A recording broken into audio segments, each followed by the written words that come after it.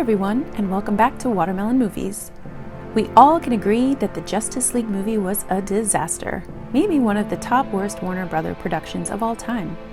And while you gave up on the cinematic universe that DC created, comes that new and rocked the social media with a big announcement for the loving fans that it is still hope and that they will make up for that. But the question you probably should ask is, what makes it any different? Here is what to expect from the Justice League Snyder Cut. If you do enjoy this video, be sure to leave a like and subscribe. If you want to be notified every time we post a video, hit the bell and you'll have some of the best movie content drop straight to your phone. Let's catch the story from the beginning.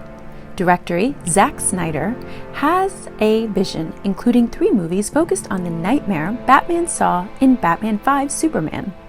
The vision was supposed to be 3 movies starting with Dawn of Justice, to Justice League, witnessing the fall of our heroes to the villain Darkseid, and ultimately ending with a 3rd movie, probably Justice League 2.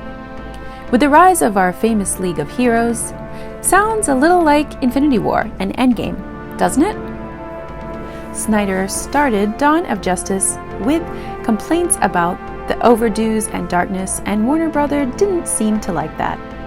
And just with filming the Justice League movie, we hear bad news about the family crisis that caused Snyder to leave the chair, although some say he was fired. And then came Joss Whedon, aka Avengers director, took over, and the final product was not so good. 3 years later, exactly date ago, HBO Max announced the release of Snyder Cut release on the new streaming service in 2021. Here's what we are getting. A more serious version. Watching Man of Steel and then Batman 5 Superman Dawn of Justice gives us a clear vision of what the word serious means to Snyder.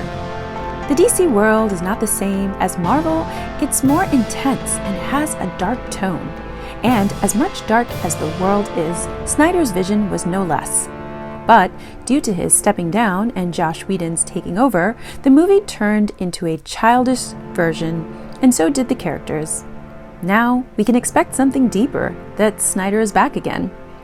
Now that Snyder is back again, we should see more explaining for Batman's nightmare world, vision, and find out about Flash time traveling in Batman 5 Superman scene. A better Cyborg. One of the things we didn't get more of and seemed quite creepy was Cyborg. Ray Fisher said that Victor Stone had more scenes, and actually his mother had scenes, and a much better origin story for the whole family. It also has been reported that his father was actually going to die, but it never made it to the version we saw in cinemas. More characters. In addition to darker tone, we should expect new Leaguers to have appearances. Some of those appearances would be minor and just as supporting characters, such as Martian Manhunter, who would turn out to be General Swanwick, who appeared in Man of Steel and Batman 5 Superman. Another supporting character would have been Iris West, the love of Barry Allen's life, and his future wife. Actor Ezra Miller actually supported Kiersey Clemens when she was cut out, and we know they have a scene together from a leaked scene in 2017, showing him saving her. We should also see Ryan Choi, who becomes the Atom in the comics and works in Star Labs, along with many other characters such as Volko, who appeared later in Aquaman.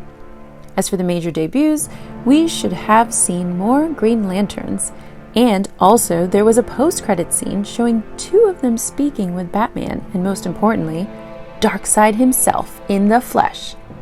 There were also bigger roles for Lois Lane, Lex Luthor, Mara, and Silas Stone. Wonder Woman killing Stephen Wolf. One of the most exciting scenes that we are eager to see is the Wonder Woman finishing Stephen Wolf, especially after what he did in the mascara to the Amazonian sisters of hers. Spoiler coming, she is supposed to not only kill him, but to cut off his neck and end him once and for all. But due to how brutal this scene is, and apparently it doesn't go with the humor that was added, the scene was replaced by a lighter ending for him. Not so cool. The black suit with no mustache, VFX. Ironically, there was that mustache thing, which still is a cool meme. When Henry Cavill brought back for Whedon's reshoot, he had a mustache, and he had to keep it as he was involved in another production. The VFX used to hide it was disastrous and had a worldwide criticism from almost every human that watched it. The mustache wasn't alone. That was cut out as we were denied from the awesome Superman black suit that was supposed to be in Snyder's version but never in the final product. Luckily, we won't have to see the mustache in Snyder's cut, but definitely we'll see the black suit. Darkseid. We saved the awesome for the end. We already got to see a younger version of Darkseid through a photo posted by Zack Snyder himself. And we later knew he was actually the center of all this mess. Although he wasn't the main villain in his cut, the ending was definitely much better. Spoiler alert, after Wonder Woman cuts his head, there will be an opened boom tube. And then the heroes would actually have a look at Darkseid. In Whedon's cut, Darkseid was only mentioned once by Stephen Wolfe saying, "For Darkseid." All these major and awesome things, in addition to an estimated 3.5 hours long, would make this movie legendary. But let's not jump into that and rush in too quick judgments. After all, we never got to actually go see any of these scenes finished. Now it's your turn to tell us more about what you think. What are you excited about most in this cut? And do you think this movie will have some more sequels after this huge progress? Let us know in the comments below, and remember, if you do enjoy this video, please drop us a like and hit the button to subscribe below. Your support means the world to us.